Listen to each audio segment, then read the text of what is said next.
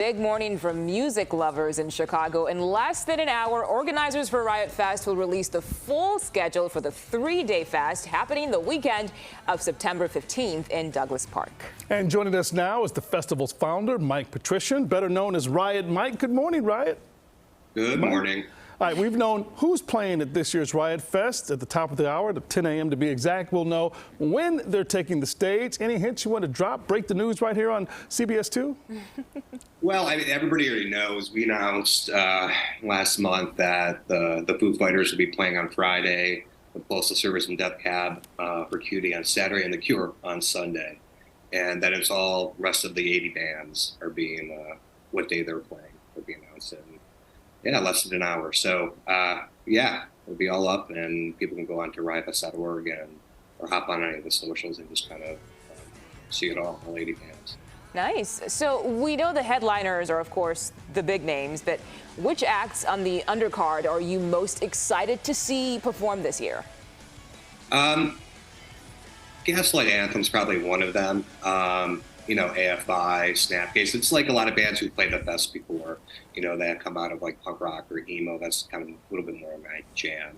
But if there's one band that hasn't played Riot, are the Interrupters. And if they have, they played like 10 years ago or something.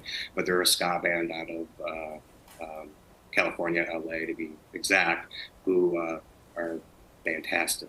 It's just a good time. So Mike, in the news in the last 24 hours, Riot Fest finally given the final stamp of approval from the Park District to get the permit needed to stage Riot Fest in Douglas Park. Of course, we've covered over the last several years upset residents, neighbors who didn't want you to get that permit. They didn't like the noise, the trash, the crowds, all of that.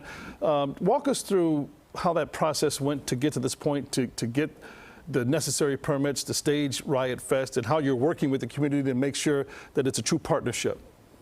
Yeah, in years past, certain parts of the process haven't changed at all in terms of you still need your city permits and all that kind of stuff. For the Park District, necessarily doesn't have a stake in safety. That goes through OMC and certain departments in Chicago. But when it comes to our landlord, the Chicago Park District, they set out community guidelines late last year, which they wanted every festival over 10,000 people to follow.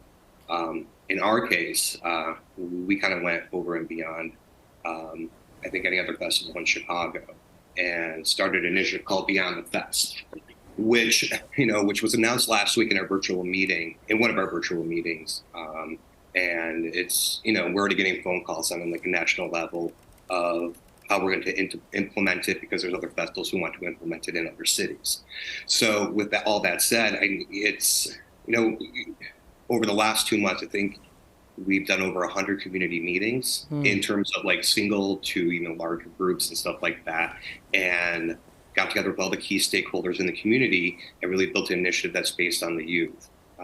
If we're going to have any lasting impact, it should be solely based on that. So whether we're doing it through internships, scholarships, we're providing a road path that if anybody from the community wants a career in this, will help jumpstart them. And they could, if they're show passion for it and have a love for it, it is noticed in the production world, in the marketing world, and if they go on the production end, they could be traveling the world with bands, and I've seen it before. We've been developing talent like that for years, since we started, 18, 19 years ago, whatever it was.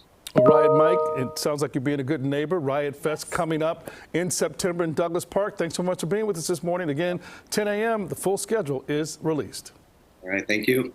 And again, that Riot Fest held at Douglas Park, September 15th through the 17th. And again, that full schedule coming up at 10 a.m. Single-day tickets will also be going on sale. They start at $89.